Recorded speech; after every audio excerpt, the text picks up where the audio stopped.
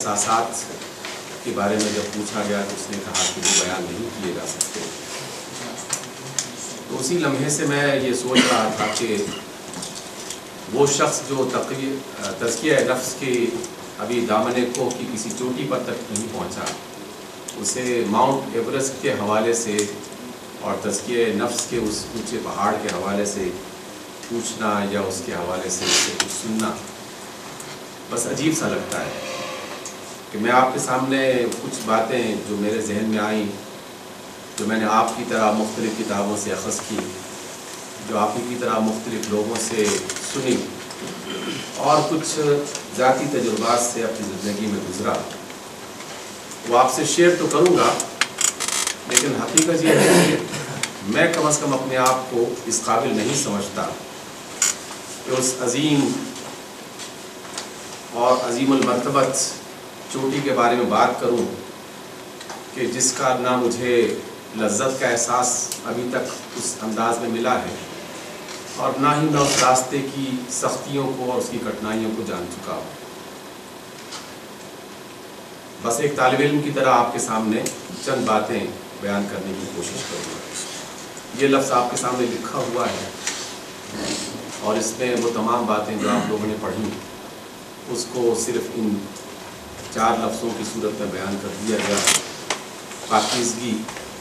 اور اس پاکیزگی کو مسلسل بڑھانا اور اس کے اندر ایسی لطافت پیدا کرنا کہ جو لطافت اللہ رب العزت کے اللطیف ہونے کے قریب انسان کو پہنچا دے، اور اس کے اس میں صفت جو اللطیف ہے اس کی کیفیات کو محسوس کرنے میں انسان کو مدد فراہم کرنا شروع کر دے. یہ عمل کہا گیا کہ یہ لازمی ہے، یہ محض اختیاری نہیں ہے، اور اس لازمی عمل کو سب سے پہلے رسول اللہ صلی اللہ علیہ وسلم کے حوالے سے بیان کیا گیا، ان کے مشن کا حصہ بنایا گیا، ان کی بعثت کا مقصد بنایا گیا، اور ان کی امت کو بھی اسی مقصد کو آگے بڑھانے کا حکم دیا گیا. یتلو علیہم آیاتہ ویعلمہم الکتاب والحکمہ ویزکیہم. معنی آپ سب لوگ جانتے ہیں، گویا کہ یہ عمل لازمی ہے ہم سب کے لیے جو بھی اس امت سے تعلق رکھنے والے افراد. یہ بات بھی آ چکی کہ نفس دل ہے، دل جو سینے میں دھڑکتا ہے، جو صرف ایک پمپنگ مشین نہیں ہے بلکہ جذبوں، احساسات اور خواہشات کا مرکز ہے. وہی خواہشات بعض اوقات انسان کے لیے پریشانی کا باعث بنتی ہیں تو اسے کسی ایک پوائنٹ پر، کسی ایک نقطے پر جھنجھوڑا جاتا ہے. جب یہ جھنجھوڑنے کا عمل شروع ہوتا ہے تو ہم کہتے ہیں کہ اب ضمیر نے کام کرنا شروع کر دیا، اور جب ضمیر کی بات کو سن لیا جاتا ہے تو آدمی روحانی ترقی کے راستے پر گامزن ہو جاتا ہے. اس وجہ سے یہ وہی بات ہے جو آپ لوگوں نے کہی، لیکن اس بات کو اپنے دل میں اچھی طرح محسوس کر لیا جائے کہ اس نفس کی گہرائیوں میں جاتے ہوئے آدمی روح اور روحانیت اور اس کے لغوی اور اصطلاحی معنوں میں گم نہ ہو، بلکہ یہی 3 لفظ کافی ہیں کہ انسان کا دل جو خواہشات کا مرکز ہے، اور انسان کا ضمیر جو اسے کسی غلط بات پر روکتا ہے، ٹوکتا ہے، آگاہ کرتا ہے، اور جب اسے پاکیزگی اور اطمینان میسر ہو جاتا ہے تو وہ اس روحانیت کی کیفیت میں آ جاتا ہے. قرآن حکیم کی اس آیت کا حوالہ آپ سب کے سامنے پیش کیا گیا. قرآن حکیم نے ہمارے اس نفس کی تخلیق کے حوالے سے ابتدا ہی میں یہ بیان کر دیا ہے کہ اسی اللہ نے اس نفس کو بنایا ہے، اور اسی نے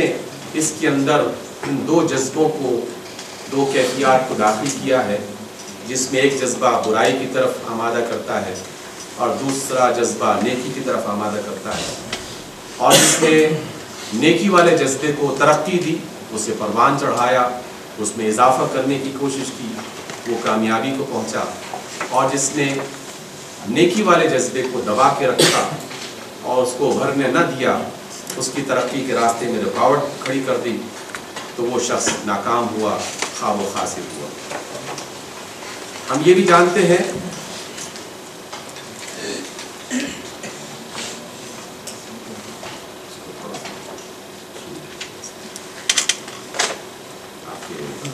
جو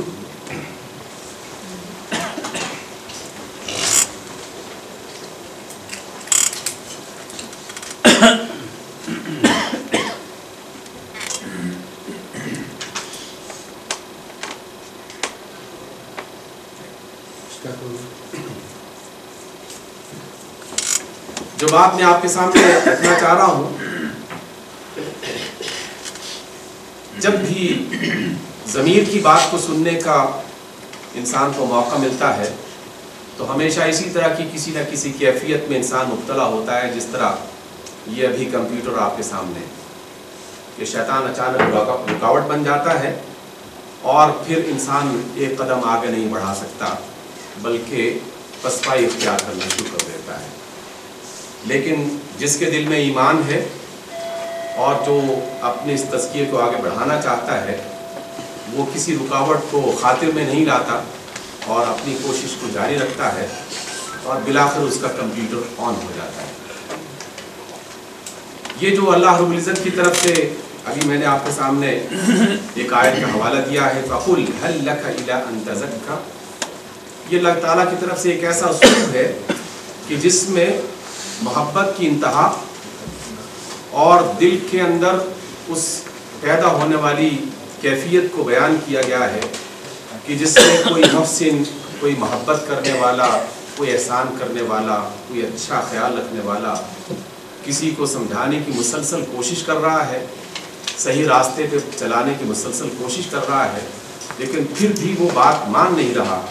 بالآخر وہ اس کیفیت میں پہنچ کے یہ انداز اپناتا ہے کہ کیا تم واقعی اس راستے پر چل سکتے ہو؟ کیا اب بھی تم اپنے آپ کو سدھارنے کے لیے تیار نہیں ہو؟ اس آیت کے ترجمے میں کچھ اسی طرح کا جذبہ موجود ہے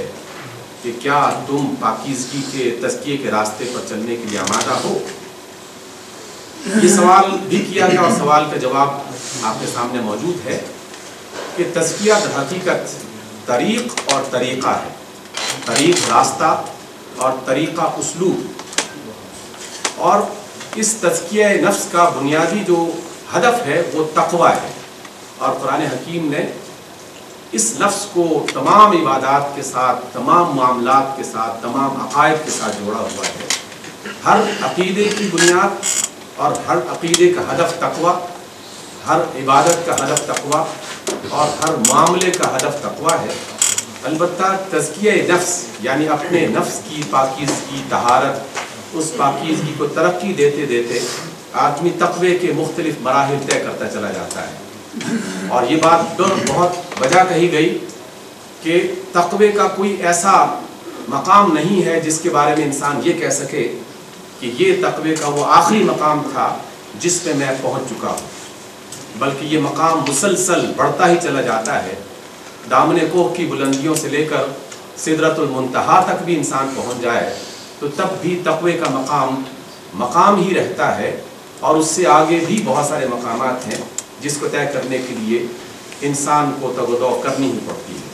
اور اس سے آگے والا مقام جو ہے وہ ہے جو سدرۃ المنتہا کے بعد عرش الہی سے شروع ہوتا ہے، اور وہ اللہ کی پہچان، اللہ کی اس تمام صفات کو اپنے دلوں میں محسوس کرنے کی کیفیت، اللہ تعالیٰ کے بارے میں اپنے قلب و ذہن میں اس حالت کو محسوس کرنا کہ جس کی وجہ سے وہ کبھی بھٹکتا نہیں ہے۔ اس کے لیے اللہ تعالیٰ کے ہزاروں لاکھوں کروڑوں نام ہیں، لیکن یہ چند ایک بنیادی تصورات اپنے ذہن میں رکھنا ہر لمحے ضروری ہے، جس کی وجہ سے انسان اپنے آپ کو پابند رکھتا ہے کہ خالق وہ ہے۔ جب وہ خالق ہے جس نے مجھے اور میری کائنات کو اور میرے آس پاس کی کائنات کو تخلیق کیا ہے، تو وہ نہ صرف خالق ہے بلکہ وہ میری ہر چیز کا مالک بھی ہے۔ اس لیے وہ ایسا خالق نہیں ہے کہ جس نے تخلیق کرنے کے بعد اسے آزاد چھوڑ دیا ہے، بلکہ یہ ساری کی ساری مخلوقات اس کی ملکیت میں ہیں۔ وہ اپنی اس ملکیت کو اسی طریقے سے دیکھنا چاہتا ہے جس طریقے سے اس کی مرضی اور اس کی خواہش اور اس کا ارادہ ہو، اور اس کے ارادے میں کوئی نہ خلل پیدا کر سکتا ہے اور اس کے ارادے کے بارے میں نہ کوئی سوال کر سکتا ہے۔ اس لیے وہ مالک ہے، لیکن وہ محض ایک جابر قسم کا مالک نہیں ہے کہ اس کی ملکیت میں یہ اشیاء موجود ہیں، اور ہم مخلوقات کی صورت میں اس کی ملکیت ہیں، بلکہ وہ بہت ہی مہربان، بہت ہی محبت کرنے والا، ہماری ہر ضرورت کو پورا کرنے والا، ہمارے ہر آرام کا خیال رکھنے والا، اور ہمارے ہر احساس کو خوبصورتی اور حسن دینے والا. اور یہ سارے کے سارے معانی لفظ رب کے اندر آپ کو ملیں گے. عربی زبان میں والد کے لیے رب کا لفظ استعمال کیا جاتا ہے کہ والد رب البیت ہے، اور ماں کے لیے ربۃ البیت کا لفظ استعمال کیا جاتا ہے کہ والدہ، ماں جو ہے وہ ربۃ البیت ہے. اس لیے جب آپ رب کے تصور کو اپنے ذہن میں لانا چاہیں تو اس میں اپنے والدین کو، جیسے جس گروپ میں بیٹھا تھا انہوں نے اپنی ماں کا حوالہ دیا، بہت خوبصورت حوالہ تھا کہ ماں اپنے بچے کے ساتھ کن کن کیفیات کے حوالے سے متعلق ہوتی ہے. اس کی محبت، اس کا ایثار، اس کی قربانی، اس کی تمام تر ذہنی اور قلبی اور عملی کیفیات اپنے بچوں کے ساتھ کس طرح مربوط اور منسلک ہوتی ہیں. رب کا تعلق مخلوق کے ساتھ کچھ اسی طریقے کا ہے،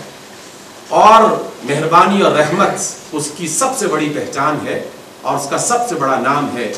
ان رحمتی وسعت کل شیء. اس نے اپنی تعریف اپنے صفاتوں میں سے اور اپنے ناموں میں سے سب سے بڑا نام اور بڑی صفت اسی کو پسند کیا ہے. بسم اللہ میں اسی کو شامل کیا گیا، اور الفاتحہ میں اسی کو شامل کیا گیا. اور پھر اس کے اندر ایک بنیادی خصوصیت جو ہے وہ محبت کرنے والا ہے. محبت کرنے والا جو عمل ہے یہیں سے تزکیے کا سفر شروع ہوتا ہے. جب ہم نے یہ لفظ دیکھا تو پھر اس کے حوالے سے اپنے آپ کو یہ بھی دیکھنا ہے کہ بندہ کس کیفیات میں ہے. شیطان پھر دوبارہ رکاوٹ بن رہا ہے، اور اس کو ہٹانے کے لیے بندوبست دوبارہ کسی کو کرنا ہے کہ اللہ جو ہے یہ محبت کرنے والا ہے، اور بندہ اس کی کیفیت کیا ہے، بندہ کس حیثیت میں ہے. بندے کو جب ہم تلاش کرتے ہیں تو بندے کی کیفیت ہمیں یہ نظر آتی ہے کہ بندہ مخلوق ہے، خالق نہیں ہے. جب وہ مخلوق ہے تو اسے یقیناً اپنے کم ہونے کا، پست ہونے کا اور کمزور ہونے کا احساس ہونا چاہیے کہ وہ خالق نہیں ہے، اور بندہ محتاج ہے. کوئی قدم بھی وہ اپنے خالق اور اپنے مالک کی مرضی کے بغیر نہیں اٹھا سکتا. اور یہ بات جو میں آپ سے کہہ رہا ہوں تو اس تصور کو، اس کیفیت کو محسوس کرنے کے لیے ہر وقت غور و فکر کی اس کیفیت میں سے انسان کو گزرتے رہنا چاہیے کہ ہم جو آج یہاں بیٹھے ہوئے ہیں، آپ سب لوگ آج ہی کے دن کے آغاز، اور یہاں پر آپ کے وجود اور آپ کا سانس لینا اور آپ کا سننا اور میرا بولنا اور آپ کا باہم ایک دوسرے کے ساتھ گفتگو کرنا، یہ سارے ہزاروں جو عمل ہم میں ہو رہے ہیں، ان میں ہم سب کے سب اللہ کی مرضی کے محتاج ہیں. اور اس وجہ سے محتاج ہیں کہ اس کی طرف سے اگر لفظ کن آ جائے اور وہ ہماری سانسیں روک دے، یہ سارے کے سارے عمل،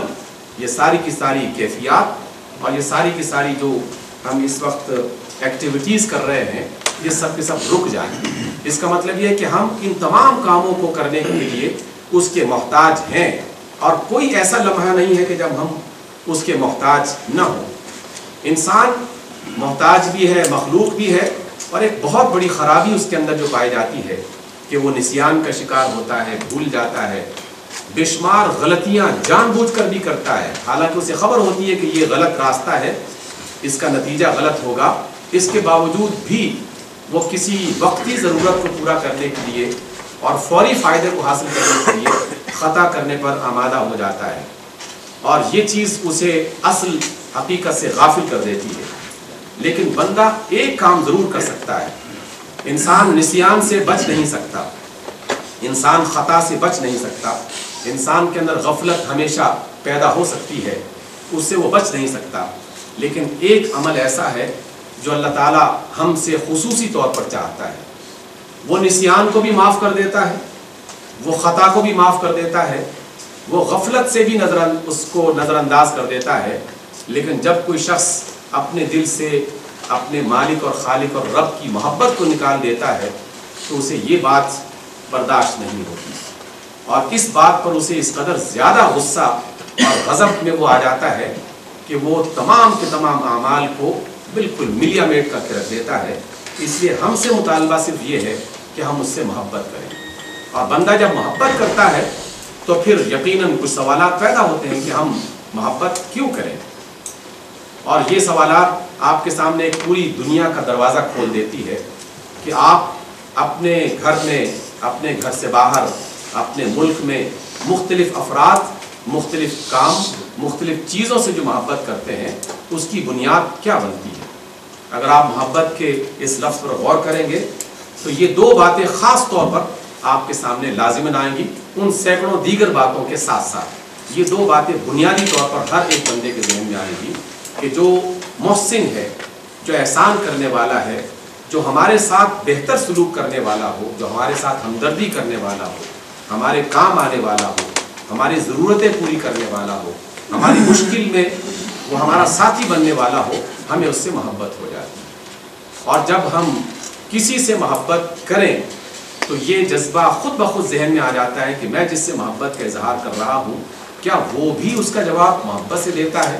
کیا وہ میری محبت کو محسوس بھی کر رہا ہے کہ نہیں کر رہا؟ یا وہ میری محبت کو بالکل پرکاہ کی حیثیت بھی نہیں دے رہا، کوئی اس کی طرف توجہ ہی نہیں ہے؟ یہ دو باتیں اگر آپ تلاش کریں گے تو وہ سارے کے سارے رشتے جو ہمارے آس پاس موجود ہیں ان تمام رشتوں کے مقابلے میں اللہ رب العزت کی ذات سب سے بڑھ کر محسن بن کے ہمارے سامنے آتی ہے۔ اس سے بڑا محسن کوئی اور نہیں ہو سکتا، حتیٰ کہ ہمارے ماں باپ بھی اس سے بڑھ کر محسن نہیں ہو سکتے۔ اور اس کے احسانات کو تلاش کرنا ہو تو آپ کے آنے والی ایک ایک سانس آپ کی جو سینے میں جا رہی ہے اور جس کی وجہ سے آپ کے اور میرے دلوں میں دھڑکن پیدا ہو رہی ہے، وہ ایک ایک دھڑکن ہر لمحے یہ کہہ رہی ہے کہ اس سے بڑا محسن اور کوئی نہیں ہو سکتا۔ یہ اسی کا احسان ہے کہ جس کی وجہ سے ہمارا دماغ، ہمارا دل، ہماری محبتیں، ہمارے مال، ہماری اولاد، ہماری تمام چیزیں موجود ہیں۔ اس سے بڑا اور کوئی محسن نہیں ہو سکتا۔ اس لیے جب وہ سب سے بڑا محسن ہے تو سب سے زیادہ محبت کا حق بھی وہی رکھتا ہے۔ اور اس بڑے حق کے مقابلے میں باقی تمام حقوق موجود ہیں اپنے اپنے انداز میں، اور اللہ تعالیٰ ان محبتوں سے منع نہیں کر رہا، نہ ماں سے، نہ باپ سے، نہ اولاد سے، نہ مال سے، نہ عزت اور شہرت سے، نہ پیشے سے، کسی محبت سے منع نہیں کیا جا رہا، لیکن وہ یہ ضرور چاہتا ہے کہ جو سب سے بڑا محسن ہے اس سے سب سے زیادہ محبت کی جائے۔ اور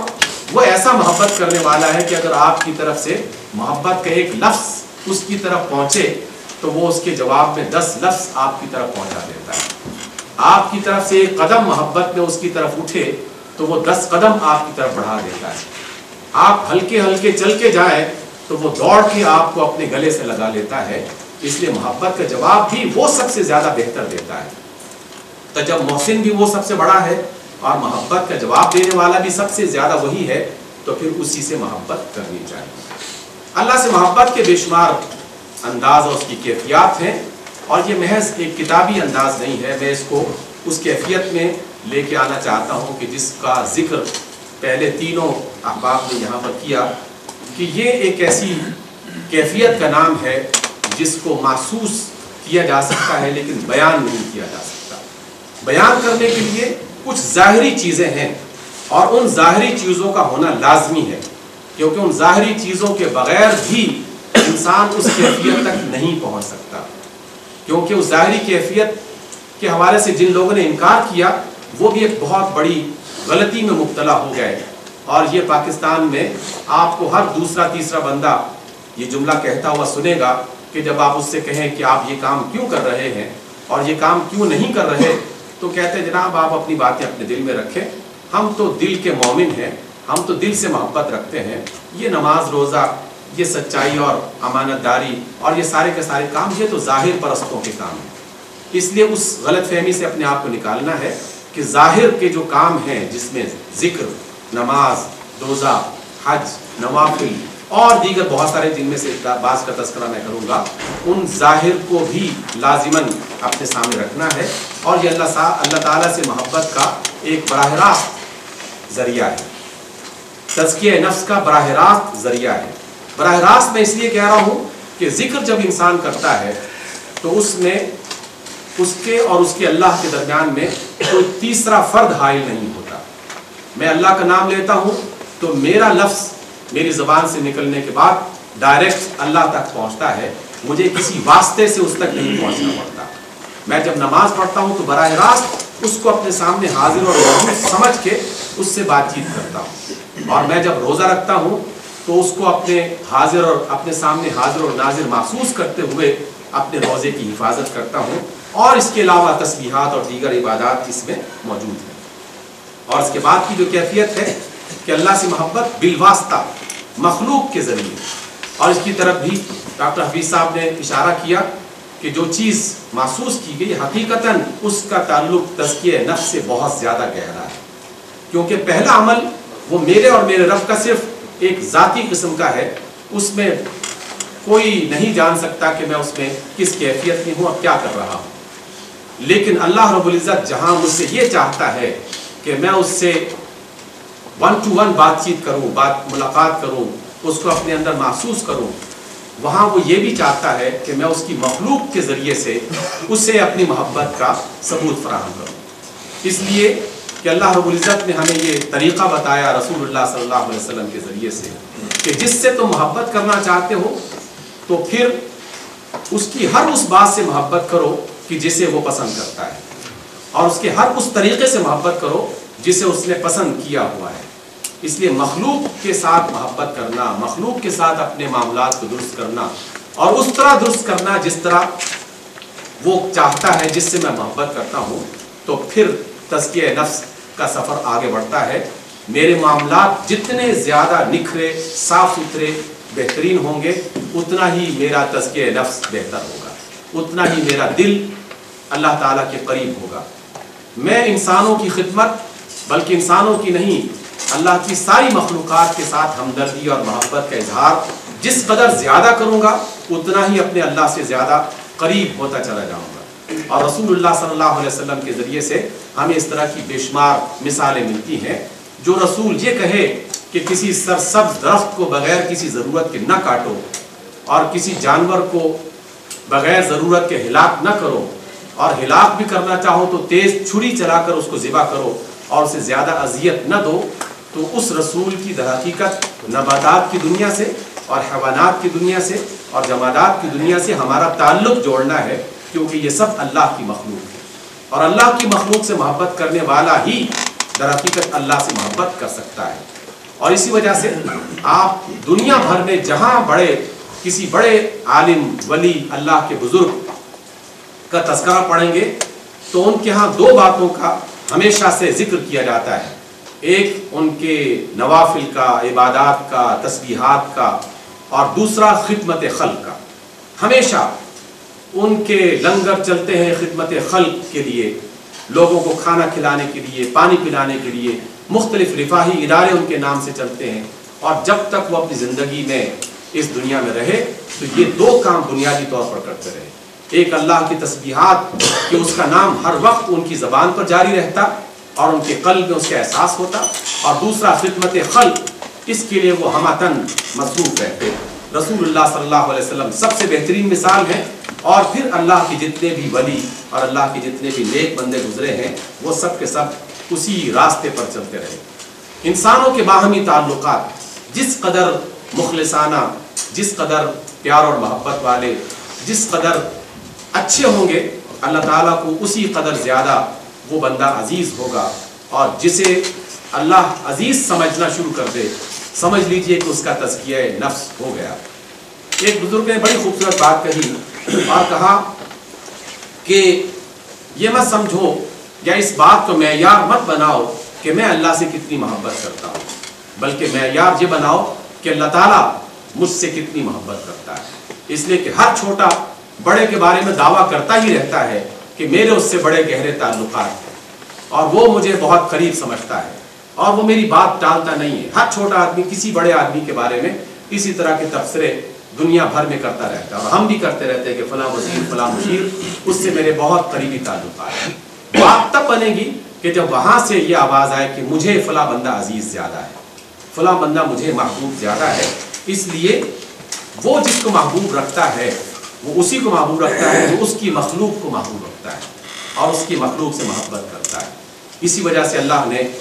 اپنی کتاب حکیم میں کہا کہ ان کے اموال میں سے صدقہ حاصل کرو، مال حاصل کرو، اور پھر اس مال کو جب لیا جائے گا تو یقیناً خدمت خلق میں اسے تقسیم کیا جائے گا۔ اور اس کے ذریعے سے جس کا مال لیا جائے گا اس کا تزکیہ نفس ہو جائے گا، اور جس کو مال دیا جائے گا اس سے محبت کا اظہار ہوگا، اور اس محبت کے اظہار کی وجہ سے اللہ تعالیٰ کی محبت خود بخود حاصل ہو جائے گی۔ اللہ سے محبت بذریعہ اطاعت، اس کا تذکرہ بھی ہو گیا، آپ نے بھی کیا ابتدا میں، کہ وہ کام جو کرنے والے ہیں اللہ تعالیٰ نے اس کو اوامر کہا ہے، الامر بالمعروف، جو کام کرنے والے ہیں۔ اس کی کیفیت بالکل اس طرح ہے کہ جیسے آپ کسی بھی مریض کے حوالے سے دوا اور غذا تجویز کرتے ہیں کہ تم نے یہ غذا کھانی ہے اور یہ دوا لینی ہے، جب تک یہ دونوں چیزیں استعمال نہیں کرو گے اس وقت تک تمہارا مرض ختم نہیں ہوگا اور اس وقت تک تم صحت مند نہیں ہوگے۔ اور اس کے ساتھ ساتھ نواہی کا تذکرہ، بالکل وہی بات کہ جو آپ اپنے مریضوں کو بتاتے ہیں کہ اس دوا اور غذا کے ساتھ ساتھ فلاں چیزیں ہیں جس سے تم نے اپنے آپ کو بچا کے رکھنا ہے، جسے پرہیز کہا جاتا ہے اور جسے النہی عن المنکر کہا جاتا ہے۔ اور اس کے تذکرے بھی آپ کے سامنے آ چکے، بڑی آسان اور سمپل اور بالکل سادہ سی بات ہے، سمجھ میں آ جائے تو انسان کی زندگی سنور جاتی ہے، نہ سمجھ میں آئے تو انسان پھر لغوی گتھیوں میں الجھا رہتا ہے کہ اس اوامر اور نواہی کی اصلیت کیا ہے اور اس میں کون سی چیز ہونی چاہیے، کتنی ہونی چاہیے، کب ہونی چاہیے۔ ان سوالات میں انسان گم ہو جاتا ہے۔ انسانی صحت، انسانی جان، انسان کے دل، انسان کی روح اور انسان کی دنیا میں رہنے کے حوالے سے جو کام بھی اس کو ایک اچھا انسان بنانے کے لیے ضروری ہے وہ اوامر ہے، اور جو کام بھی اس کو برا انسان بننے سے بچانے کے لیے ہے وہ نواہی ہے۔ اس لیے ان دونوں کا اہتمام لازمن ہے۔ اب یہاں اوامر اور نواہی کی بات جب ہوتی ہے تو پھر وہی ظاہر اور باطن کی کیفیت دوبارہ سامنے آ جاتی ہے کہ مجھے نماز کا کہا گیا، میں نے نماز پڑھ لی، مجھے روزے کا کہا گیا، میں نے روزہ رکھ لیا۔ اس سے میں نے یہ جملہ آپ کے سامنے لکھا ہے کہ صرف اطاعت نہیں، اطاعت کا شعور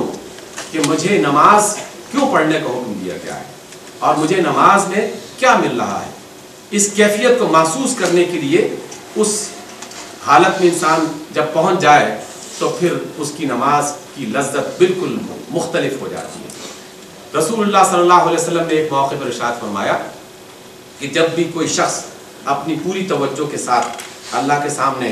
کھڑا ہو کے نماز ادا کرتا ہے تو اللہ تعالیٰ اپنا چہرہ اس کی طرف پھیر لیتا ہے، اور جب تک اس کی توجہ اللہ کی طرف رہتی ہے اللہ کی توجہ بھی اس کی طرف رہتی ہے، اور جیسی اس کی توجہ دائیں بائیں ہٹتی ہے تو اللہ تعالیٰ چونکہ بہت ہی غیرت مند ہے اور اس سے زیادہ غیور کائنات میں اور کوئی نہیں ہے، وہ اسی لمحے اپنا چہرہ اور اپنی توجہ اس بندے سے ہٹا لیتا ہے۔ پھر باقی صرف اور صرف ایک عمل رہ جاتا ہے کہ وہ قیام اور رکوع اور سجدہ کر رہا ہے، لیکن اس کے سامنے اللہ موجود نہیں ہوتا۔ اس وجہ سے اس کیفیت کو محسوس کرتا ہے۔ چند روز پہلے بات سننے کا اتفاق ہوا، دل کو لگی، آپ کے سامنے بیان کرتا ہوں۔ کسی نو مسلم کی بات ہے، یورپین کسی علاقے میں کسی نو مسلم کی نماز پڑھنے کے لیے گیا، بہت دیر تک نماز پڑھتا رہا، اور جب وہ نماز پڑھ کے واپس آیا تو کسی پرانے ہم جیسے جدی پشتی اور نسلی مسلمان نے اس سے پوچھا کہ اتنی دیر لگا دی ہے نماز میں؟ تو اس نے کہا کہ اللہ تعالیٰ کا آپ پر بڑا احسان ہے اور آپ لوگ بڑے جو ہے وہ بلند مرتبے پر ہیں کہ آپ جیسے ہی اس کے سامنے جاتے ہیں فوراً اس کے ساتھ تمہارا کانٹیکٹ جڑ جاتا ہے، فوراً اس کے ساتھ بات چیت شروع ہو جاتی ہے۔ میں ذرا نیا مسلمان ہوں، مجھے اپنے اللہ سے کانٹیکٹ بنانے میں اور رابطہ قائم کرنے میں دیر لگ جاتی ہے، اس لیے مجھے پھر لفظوں کے بارے میں سوچنا پڑتا ہے کہ میں کیا کہہ رہا ہوں، کس سے کہہ رہا ہوں۔ اس لیے آپ تو بڑے فضیلت والے لوگ ہیں، میں تو ایک نیا مسلمان ہوں۔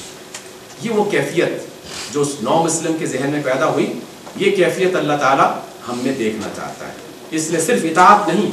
اطاعت کا شعور اور اس کا جوہر تلاش کرنا کہ اس نماز کا اصل جوہر کیا ہے، روزے اور زکوٰۃ کا اصل جوہر کیا ہے، یہ تزکیہ نفس کی بنیادی کیفیت کا نام ہے۔ اطاعت کا شعور وقتی نہیں،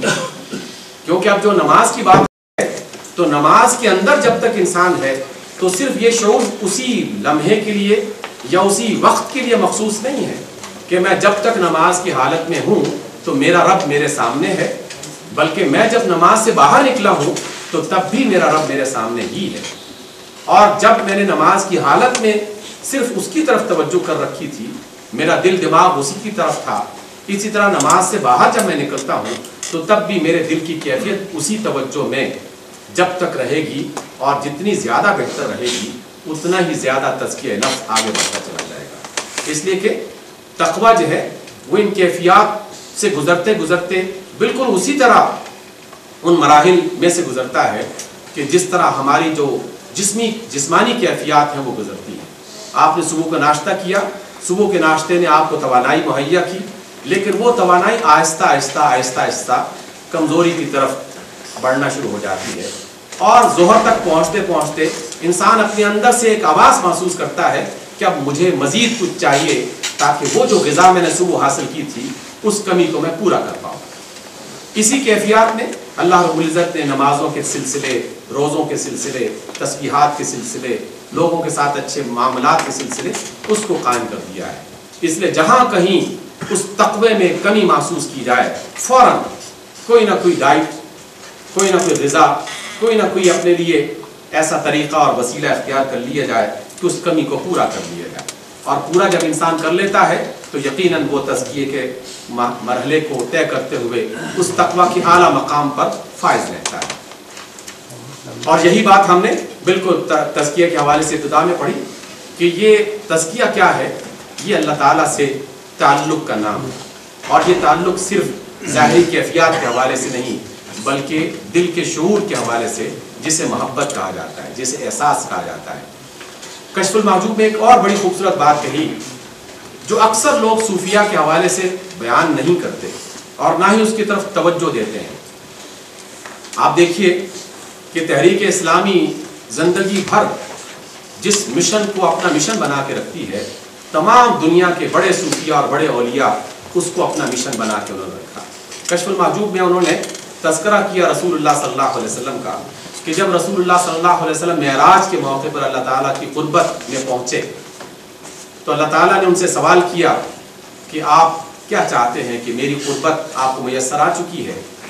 تو کیا یہ قربت اس پر آپ مطمئن ہیں؟ اور یہی وہ مقام ہے. اور ہمارے یہاں روحانیت کے دروس دینے والے اور اس کی طرف بڑھانے والے، ان کا بنیادی مشن یہ ہوتا ہے کہ اللہ تک پہنچا جائے، اللہ کا قرب حاصل کیا جائے. جبکہ انبیاء کا مشن اس سے آگے بڑھ کر، اور وہ یہ ہے کہ میں نے ہی صرف اللہ تک نہیں پہنچنا بلکہ انسانوں کو اللہ کے قریب لے جانے کا عمل بھی کرنا ہے، دوسروں کو بھی اللہ کے قریب لانا ہے. اس موقع پر رسول اللہ صلی اللہ علیہ وسلم نے اس خواہش کا اظہار کیا کہ میں اتنی بلندی اور عرش معلیٰ کے قریب پہنچ چکا ہوں. یہ بڑی روحانی ترقی ہے، اور اس سے زیادہ بڑی روحانی ترقی کا انسان تصور بھی نہیں کر سکتا. لیکن خواہش کا اظہار یہ ہوا کہ مجھے دنیا میں بھیجا جائے اور میں تیرے بندوں کو اسی روحانیت کے قریب لانے کا عمل جاری رکھنا چاہتا ہوں. اور کشف المحجوب نے اس کو بڑے خوبصورت طریقے سے بیان کیا ہے. اور یہی اصل ہے کہ انسان جہاں اپنے آپ کو اللہ کے قریب پہنچانے کی کوشش کرتا ہے وہاں اللہ کے دیگر بندوں کو بھی اس کے قریب پہنچانے کا اہتمام کرے. اور یہ بات ہمارے ذہن میں رہنی چاہیے. اور قرآن مجید میں بڑے خوبصورت بہت ساری آیات میں صرف یہ 3 آیتیں میں نے آپ کے لیے آخر میں انتخاب کی ہیں، اپنے لیے بھی اور آپ کے لیے بھی. وَمَن تَزَكَّى فَإِنَّمَا يَتَزَكَّى لِنَفْسِهِ. جس نے تزکیہ نفس کا راستہ اختیار کیا یہ کسی پر احسان نہیں ہے بلکہ یہ اس کے اپنے لیے ہے. وَإِلَى اللَّهِ الْمَصِيرُ. اور دیکھ لو اگر کچھ اور مقصد ہوگا تو لوٹ کے اسی کے پاس جانا ہے. وہ تمہیں بتائے گا کہ تزکیہ نفس پر تم نے تقریر بہت اچھی کی تھی لیکن تمہارا مقصد کچھ اور تھا، میری محبت اور میرا قرب اور میری اطاعت کرنا مقصد نہیں تھا. اس لیے جس نے تزکیہ نفس کا راستہ اختیار کیا ہے اس میں اس کا اپنا ہی بھلا ہے، اس کے سوا کسی اور کا بھلا نہیں ہے. وَإِلَى اللَّهِ الْمَصِيرُ. اور دوسری بات کہ میں اپنے آپ کو کوئی بہت بڑا فن خوان مت سمجھوں کہ میں اتنا عالم ہوں، میں نے اتنی کتابیں پڑھ لی ہیں اور میں نے اتنی آیات یاد کر لی ہیں، اتنی احادیث میں نے پڑھ لی ہیں اور اتنے سارے میں نے کام کر لیے ہیں اور اتنے میں مختلف قسم کے مشاغل میں مصروف رہتا ہوں. ہمیشہ ہمیشہ ہمیشہ اللہ رب العزت سے اس کی توفیق طلب کرتے رہنا چاہیے، کیونکہ ذرا سا احساس انا کا، اپنے اندر کی میں کا ذرا سا بھی احساس، یہ اللہ تعالیٰ کو اس قدر ناپسند ہے کہ اس کو آسمان سے زمین پر اچانک گرا دیتا ہے. اس لیے وَلَوْلَا فَضْلُ اللَّهِ عَلَيْكُمْ وَرَحْمَتُهُ. اگر اس اللہ کا فضل اور اس کی رحمت تم پہ نہ ہوتی مَا زَكَّى مِنْكُمْ مِنْ أَحَدٍ أَبَدًا، تو وہ تم میں سے کسی کو पाकीज़गी के इस रास्ते पर न चलाता, किसी को पाकीज़ा न बनाता, किसी को ईमान की तौफीक न देता, किसी को ईमान की दौलत से न नवाजता। इसलिए अल्लाह का फजल है, उसकी रहमत है, तो हमारे लिए इस रास्ते का उसने इंतखाब किया और हमें ये तौफीक दे दी। इस पर हमें उसका एहसान मानना चाहिए, और अगर हमने ये काम कर लिया तो यकीनन अल्लाह ताला के यहाँ कामयाबी हमारे हिस्से में आएगी, और अगर ये ना हुआ तो फिर कभी कामयाबी नहीं हो सकती। इसलिए तज़किया नफ्स मुसलसल तरक्की का नाम, मुसलसल उस एहसास और शऊर को अपने अंदर ज़िंदा रखने का नाम कि जिसमें हर अमल और हर कौल और हर ख्याल सिर्फ़ और सिर्फ उसी की मोहब्बत में आगे बढ़े। जितना बढ़ेगा उतने ही ज़्यादा हम बेहतर होंगे, अल्लाह के करीब होंगे, और उसको इंशाअल्लाह हमारी मोहब्बत कबूल होती है और वो हमारी मोहब्बत का जवाब फ़ौरन देता भी है। मैं अक्सर ये जुमला दोस्तों से और अपने आप से जिक्र करते रहता हूँ कि अल्लाह की मोहब्बत का जवाब सुनना चाहें तो हर एतबार से वो सुना जा सकता है। जब आप ज़ोहर की नमाज़ पढ़ेंगे और रुकू करते वक्त सुबहान रब्बियल अज़ीम कहेंगे, और उसके बाद जैसे ही आप सर उठाएंगे तो वो आप ही की ज़बान से अपनी मोहब्बत का जवाब जारी कर देगा, और वो कहेगा कि सुन लिया उस अल्लाह ने जिसने उसकी तारीफ़ की। अक़ूलु क़ौली हाज़ा व अस्तग़फ़िरुल्लाह।